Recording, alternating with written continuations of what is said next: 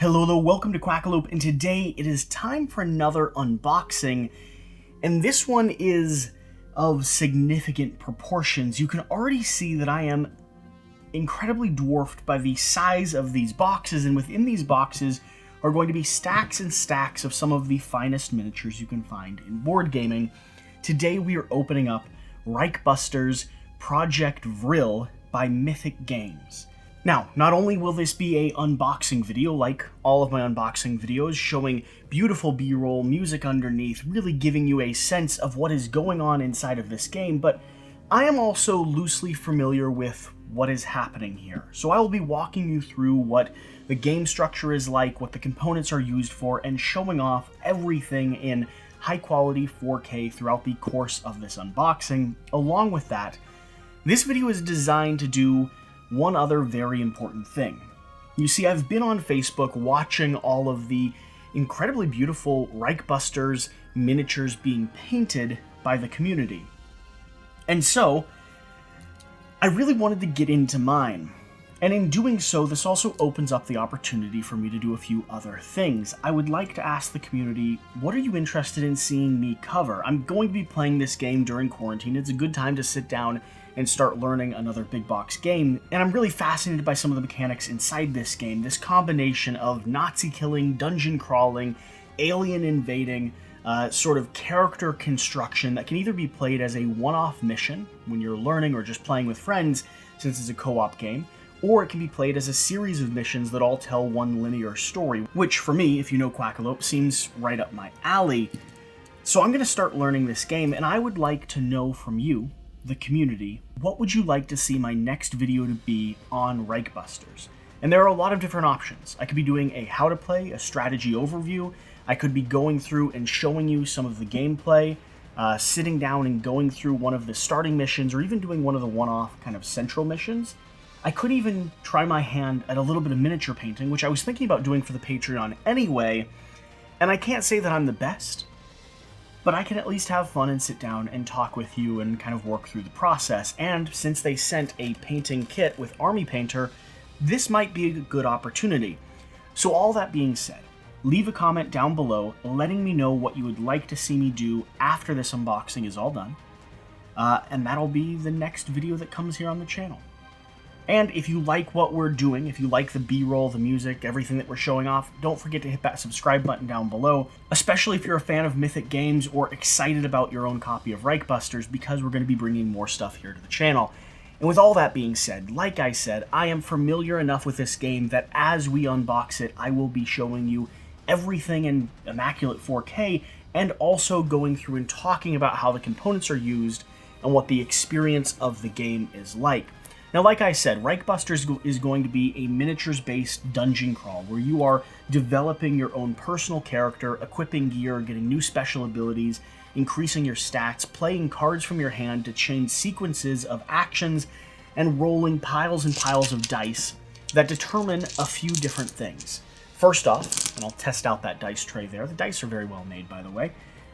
First off, you'll be rolling dice that determine damage, right? Balancing stats, mediating that dice, trying to take advantage of a situation to do as much death upon the Nazi hordes or the alien hordes as you can. The other main element, the thing that I find really interesting in this game, is the element of sound. Every action you take, every weapon you use, has a certain level of threat or sound that it can present in the game, and the more of that you have, the higher that threat level or that awareness level increases in the base that you're invading, and the higher the chances are that something horrible will happen, more guards will come out, or things will spawn, making them ready, alert, or actively hunting you down before you're able to complete your mission.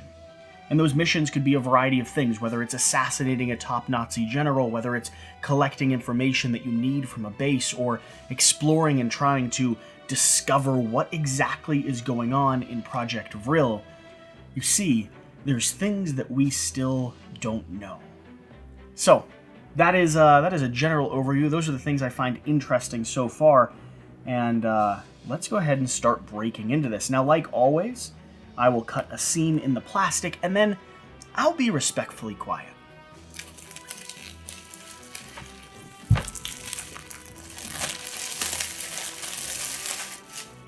There we are. The saran wrap on one of these is off. I'll go ahead and start diving into the core here.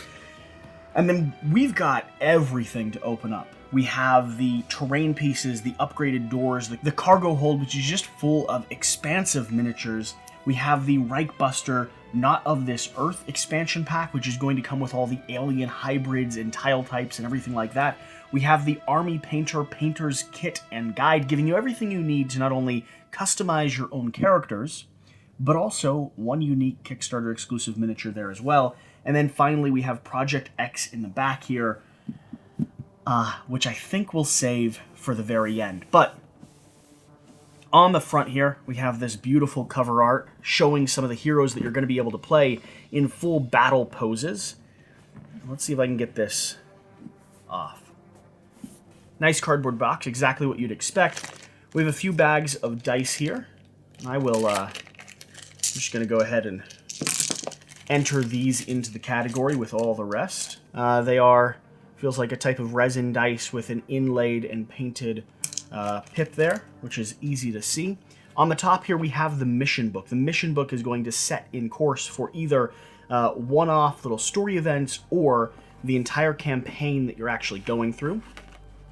So this will go through and set up, discussing completing a mission, setting up a mission, getting the map ready, setting up the campaign mission, and then mission 1, mission 2, 3, and so on and so forth. Now, in these mission setups, you can see how a battlefield is laid out here, and I'm sure I'll have some B-roll of a setup game as we play, but primarily you're going to be exploring a series of rooms with doorways that you have to kick your way through, guards that you have to deal with, starting off by using as sleuthy as methods as you can, means using a knife to stab someone in the chest, or having a pistol with a silencer on the end of it. By the end, you might be tossing grenades and firing up an entire room with a machine gun, because sound doesn't matter once everyone's already aware that you're there. We have the rules book here. Now, the rules book is a little thick and heavy. We're looking at 31 pages, including a location with all the reference materials here. And one thing that I do know is they are currently going through and doing a online kind of Q&A or an update guide. So some of the rules that weren't maybe as clear to the community as they would have liked them to be. I know Mythic is putting together a reference guide for some of those weird instances mid-game. So if you want to learn the game and you want to make sure that you're getting everything to the dot, swing over and just check out that reference guide a little bit. And now we're going to start breaking into some of the core boxes. So core box 1, core box 2, these are going to be piles of miniatures. And here we have our decks of cards. Now I'll have B-roll of these, so I won't open every single one here. But these are going to be our specific character cards. These are going to be cards that represent our character and also all the different enemies and things that we can face. So let me pop one of these open here.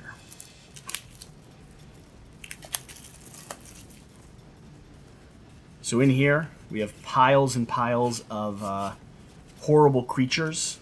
We have snipers. We have a lead scientist. Just all of the terrible things that you might be able to face throughout the course of the game, along with different events, things like raid objectives, different missions that you're trying to accomplish. They just sort of set the framework for how you're going to be randomly generating and spawning the player base here. We also have little room tiles. So these are going to set up things like a dog cage or a scientist deck. And then these here are going to be effect cards, which you will draw as you resolve kind of steps or points throughout the course of the game. Let me go ahead and get the last bits of things out of here. So all of this are going to be piles and piles of punchboard, which will set the framework that you're playing in, right? The Nazi headquarters and tunnels that you're exploring. Let's see here. All right, minis, over to the side for a second. Let's get into the punchboard, and then we'll get into the minis.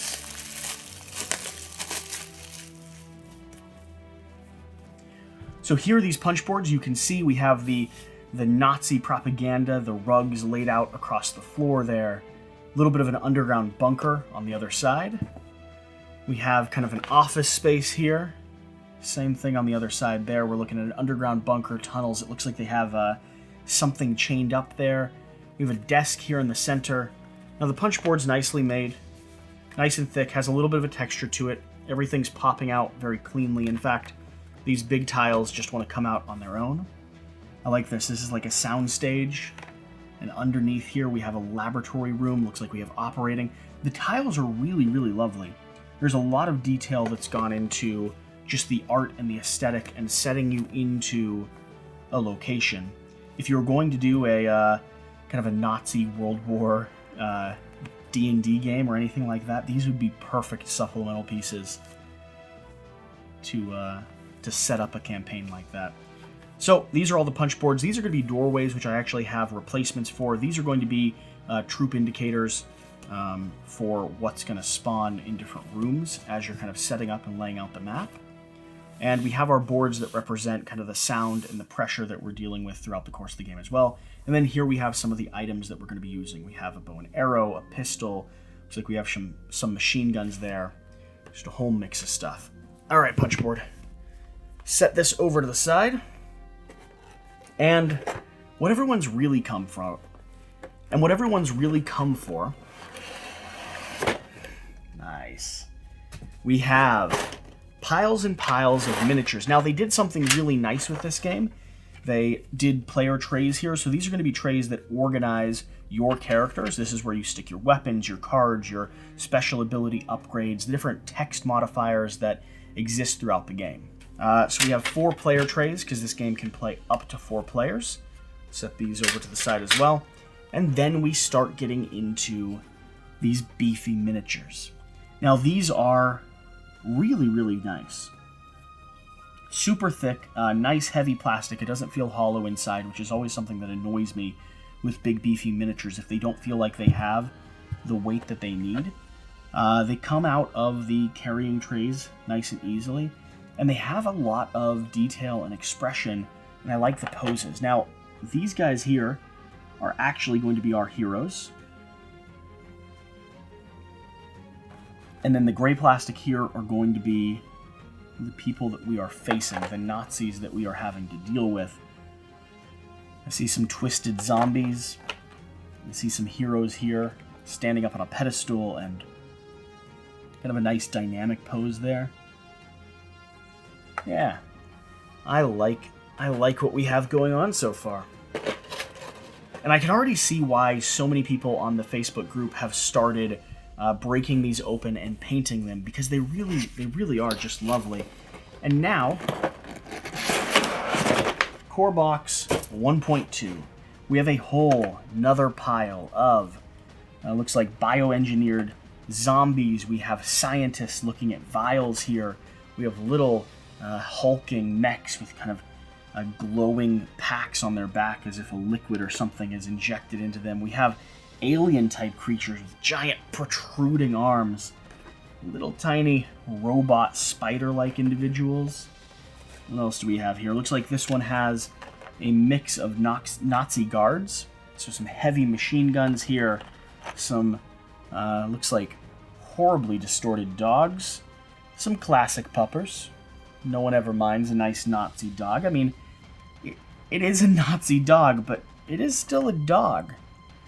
We have a few more guards here. I feel like I'm just going to slowly... And I have this whole tray full of other miniatures. I'm going to be drowning. It's as if I didn't have enough miniatures when I started. I'm going to have so many minis, and I'm only going to paint like 17 of them, just enough to get the game started. Unless people just really like me painting, because then maybe I'll paint everything. Not everything. Have you seen the games I like to collect? The massive big box games. Now here we have another hero. We have Sally. Sally was, I believe, an exclusive or an upgrade on the pledge, something that you were able to unlock. And here we have Sergeant Sally's different card decks here. Let's see here. Sally looks too young to be a veteran, but the war has aged all the Reichbusters. In fact, she's been in hundreds of firefights and survived them all. When you need a real leader, call Sergeant Sally. A little bit of flavor text there. And it looks like one of these decks is going to be in French, and the other one is going to be in English. So that is why we have 2 of them there. And we have, of course, her specific upgraded weapon options, which is awesome. Set those over to the side. I'll actually keep these in here just so I don't get things too mixed up. All right. Where do I go? Let's go to the front here. These are going to be doors. So if you ever wanted some very nice, fancy door upgrades, this was a good solution because you can open them, which is awesome. Which means as you're exploring through the tunnels, breaking down different vault doorways and kicking in with guns blazing, you actually have working doors that you can interact with throughout the course of the game. I just think that's very nice. And these upgrade some of the cardboard tokens you have as well, just setting you back down kind of into that stage. All right. Cargo hold is going to be piles and piles of minis. So let's do this. Let's bring the cargo hold over.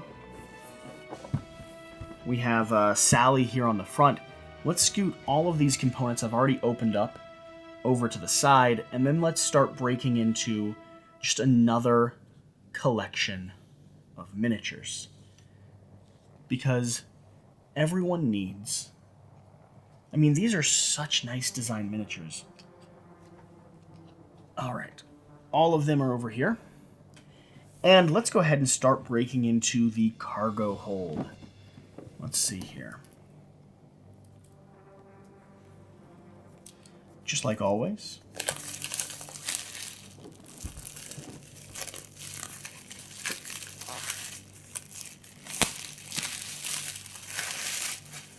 The saran wrap is off. The box is ready to be opened. Oh. Now this is the first unboxing I've been doing in the new studio. Feels a little weird. Feels different from the old one. I'm still getting adjusted to it.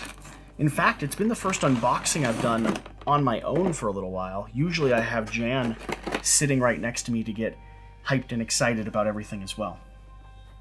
So we have more character cards breaking down all of the new personalities we have in the deck. Like before, we have some in English and some in French. Down here on the bottom, we have mission objectives. So these are going to be extra little missions and things that we can do. One specific for O'Reilly, which is a brand new character in the game, who looks incredible. He might be my favorite looking character. And we have piles and piles of new weapons and items and things that we can use. We have armor piercing, we have double tap, we have a lethal wrench, we have an axe, we have a machete, we have a mechanical arm. Looks like you can rip an arm off of someone and maybe beat them to death with it. I'm not sure. I suppose I will find out as I play. Let's go ahead and open this up. So I should show you what the ground looks like next to me. Just piles and piles of boxes stacked up. So here we have our character cards, and we also have, Experiment 1080. We have some things you might not want to mess with, and again we have our kind of environmental things. So the experiment table here, which I believe is maybe where you can find O'Reilly. I'm not entirely sure. We have some really cool dog tags. Okay, very nice. These are going to be your player markers, so first, second, third, fourth. Nice little way to do that. And let's see what new miniatures we have in here. We have scientists clutching some big old vials there. We have some different poses for the bioengineered dogs, some different poses for the zombie-like men. We have... Oh, interesting. This guy has like an entire box encasing his head. And different poses for our guards here as well, the guys that we're going to be dealing with and fighting. We have another hulking behemoth. Feel like he fits right there. And we have some, who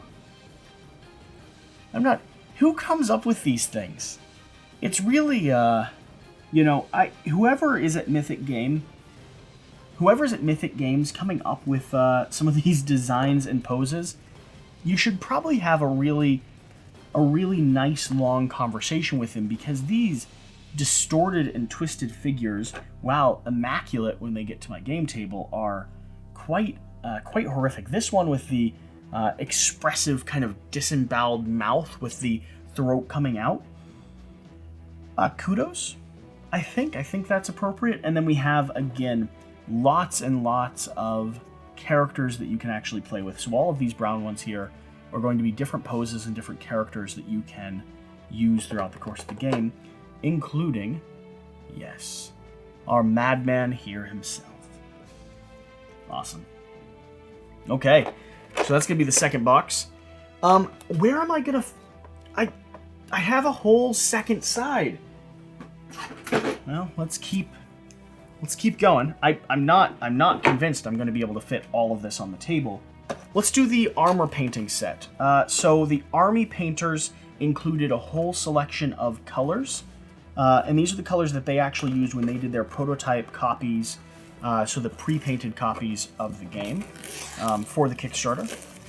And so this will be everything we need to get started into painting. Now, I have done some painting before with Kingdom Death Miniatures and some other modeling stuff, so I am familiar with it. I painted some of the Frosthaven miniatures that I used in that gameplay. So this is really cool. This is a neat way to introduce people who are backing it into the concept of painting. We have a How to Paint Red Hawk here, showing sort of the entire process, right? So the base colors, the prime, going over the advanced techniques. This is really nice. I really like this approach of getting people started and sort of introducing them to the concept. They include a nice little brush here. Okay. Carefully put that back on. They include a nice selection of colors, and actually fairly generous bottles of colors too. And it'll be nice to work. I mean, if I was going to paint anything, maybe for the channel, maybe I sit down and I go through the How to Paint Red Hawk guide, and sort of explore that with everyone. What do you think? Should I take the time to do some painting of Red Hawk here? Yeah, this is very nice. I'm very thrilled to have all this painting gear that I can use to spice up my Reichbusters collection just a little bit. Maybe what I do is, if you want gameplay and you want a painting video, maybe I take the time to paint one or two of the heroes on camera, doing like tighter edits or something, and then maybe I do a gameplay with those heroes that I actually put together throughout the process. Now, I said I was saving Project X for the very end. I think that's still going to be the case, so let's go ahead and open up the Not of This Earth expansion. This is going to be where we not only start dealing with the fact where scientists are experimenting not only on human beings, but they've also found a rift that's opened up in the basement of a Nazi laboratory that connects us with an unearthly force. An alien being or an alien beings that happen to, for some reason, not mind the Nazis, or at least definitely want to destroy us along with the Nazis, and Nazis that are coming across their path as well. Let's just say the aliens are bad for everyone. Let's open this.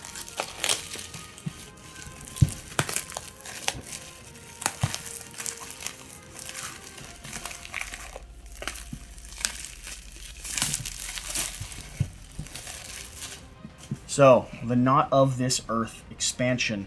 Some real interesting artwork here on the front. Instead of showing off the heroes that we're playing with, this time we've decided to show off the big bad that we are going to be facing down.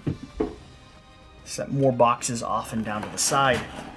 We have another incredible tray of miniatures. Holy cow, guys. Not of This Earth. This is going to be our flavor text, our rules modifications, and the theme or the booklet that comes with it.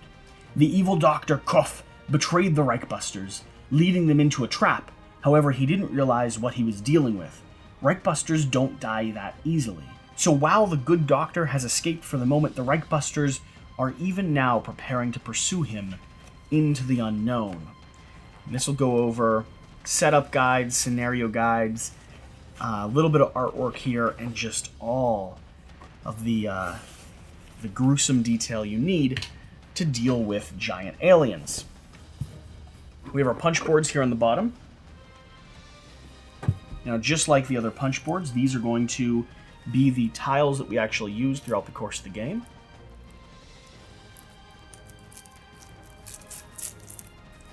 Let's go ahead and get these opened up so we can take a look at them. Again, really nice punch board, and really, I really like the art design and direction on here. I like that no tile is quite the same. A lot of thought has gone into one of the problems with game tiles, especially dungeon crawl tiles for me, is when everything starts to look the same, or more specifically when it doesn't look like there's been care and detail that allows you to design or imagine the world you're playing in. And these aren't that way for me. I can really start to picture and just imagine going through these tunnels and dealing with everything because of this kind of dark and so such a detailed approach to the location. Very cool. So those look awesome. Oh, and let's see what other miniatures we have. So in here we have our brand new cards. These are going to be our enemies, our raids, just everything you need to play the expanded scenarios. We have our reaction cards, right? So when you are doing events, these are the things you're going to be dealing with. We have a little alien-like serpentine figure here. So it looks like almost a little centipede-like creature that's ready to latch onto you.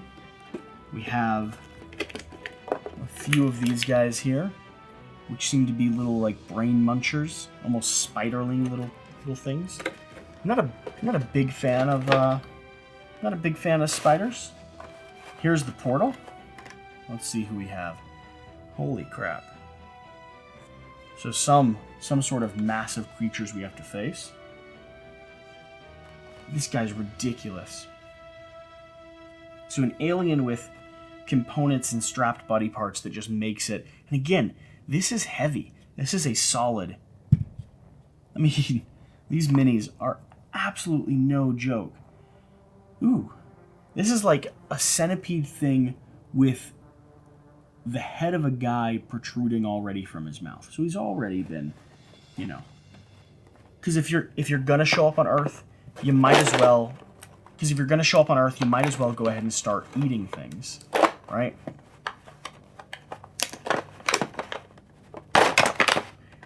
We have another creature here. A few more of these cannon guys. It looks like a few of the looks like priests or disciples or leaders of some sort. And then we have our portal here. So this is going to be the location with which all of these horrible creatures crawled out of. So that's going to be the Not of This Earth expansion, and the stacks next to me are to the point where I don't have room for anything else. Luckily, we only have one more box remaining. So let's go ahead and break into Projekt X here. Now this, as far as I know, should be an absolute ridiculous miniature. I mean, all of these have been absolutely ridiculous miniatures. But this one specifically, so you can see the artwork for him on the front there. Looks like 4 faces just twisted and torn together. We have a few more tiles on the top that will probably deal with a specific scenario, relating to Projekt X. We have the Projekt X cards here.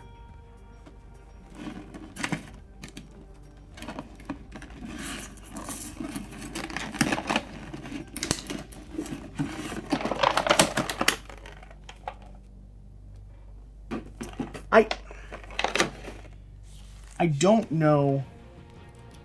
Okay. Let's cut the tape.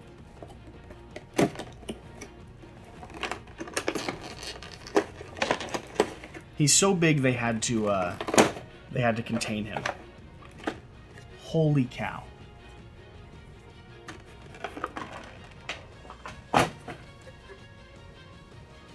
This is a solid hunk. I mean, the weight of this is a solid hunk of plastic. And look at the size. Here's our hero. Here's another hero.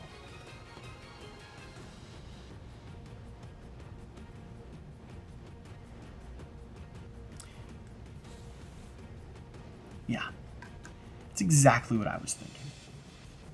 So this is a absolutely incredible, beautiful, ridiculous miniatures game with piles of fantastic minis. Now, like I said, the course of the game, and I'll use one of these to just show off kind of the concept here, and I'm sure you'll be seeing some B-roll of a fully set up game over the course of this unboxing, but the idea of the game is you're using your 4 heroes in a cooperative game. It can be played solo. You'll be commanding kind of a mix of heroes as you do that to dive down into either a base or a lab or an underground bunker and try to find out or solve whatever is currently happening, right? So you will have your tiles laid out here. You'll have different rooms with doorways that are currently closed, and you can see different pockets or piles of information.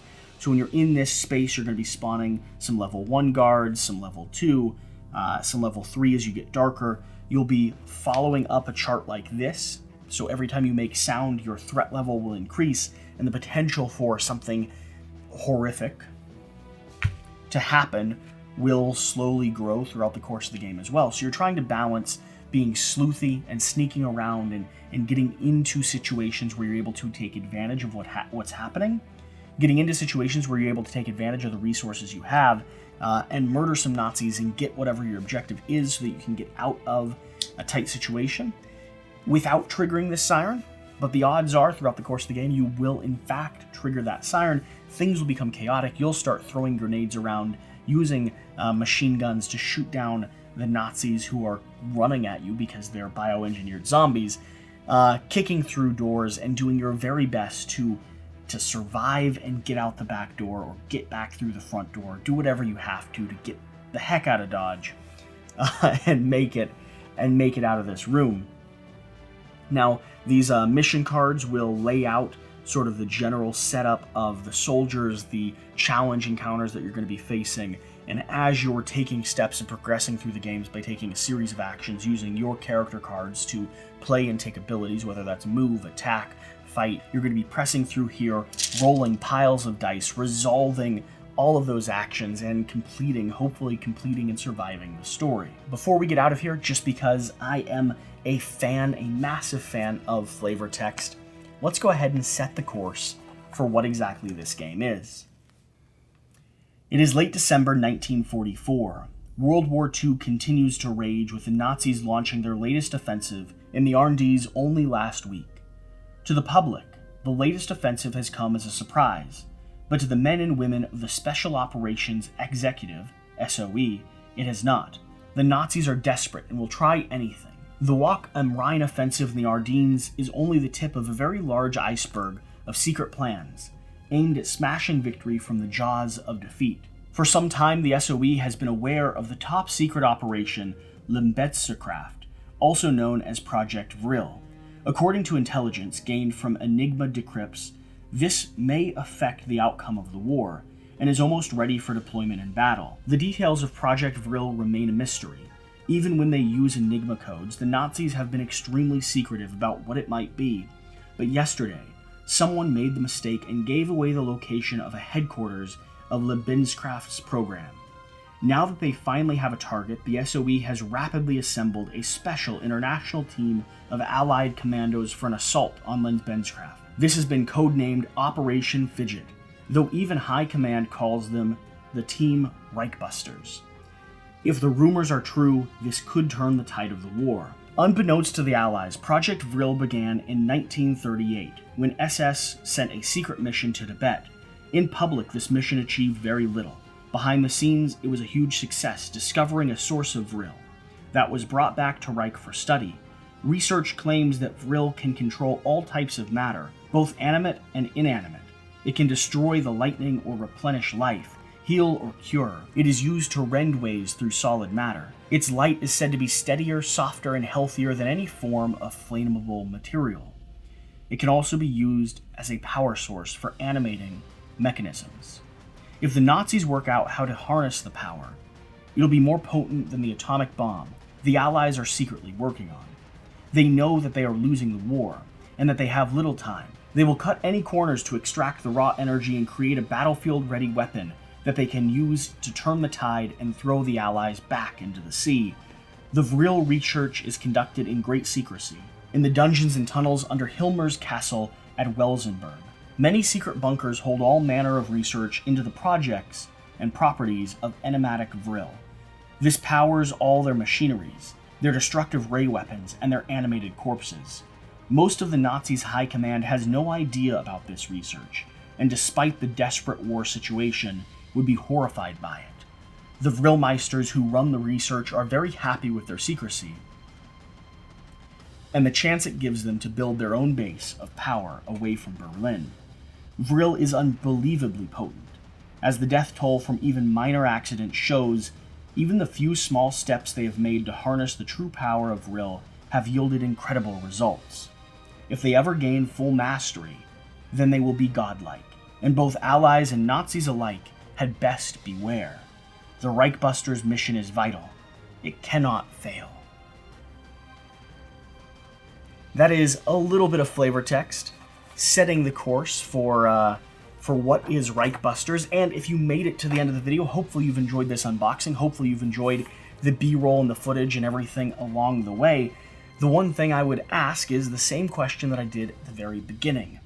What would you like to see next? Let me know. Is it gameplay? Is it how to play? Is it more flavor text? Is it a strategic overview? Is it painting some miniatures? Because some of these guys need to be painted, and I have all the tools necessary in order to do it, except for possibly the skill. Whatever the case, thank you for joining me. Remember to hit that subscribe button down below, and whatever you do, remember to do the important thing. Get out and play some games. We'll see you next time. Thank you.